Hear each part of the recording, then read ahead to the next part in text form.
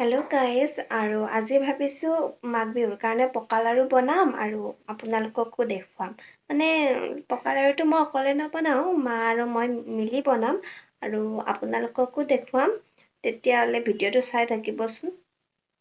শেষলৈ আৰু এতিয়া পকা লাড়ুৰ কাৰণে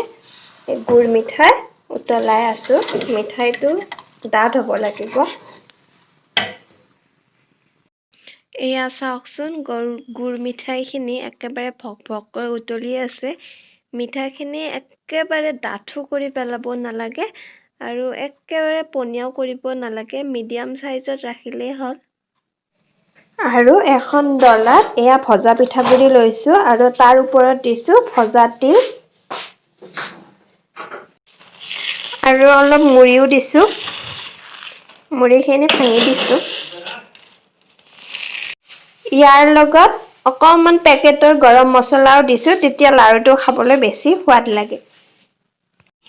পিঠাগুৰিখিনি দুভাগ কৰি লৈছে আৰু এভাগ চৰিয়া এটাত দি লৈছে মাই আৰু ইয়াত অকমানকৈ গুৰ মিঠাইখিনি দি ভালদৰে এনেকৈ লৰাই দি আছে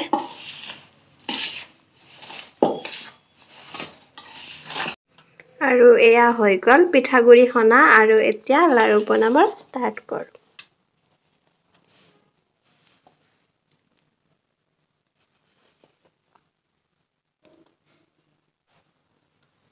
এয়া দুটা লাড়ু হৈ গ'ল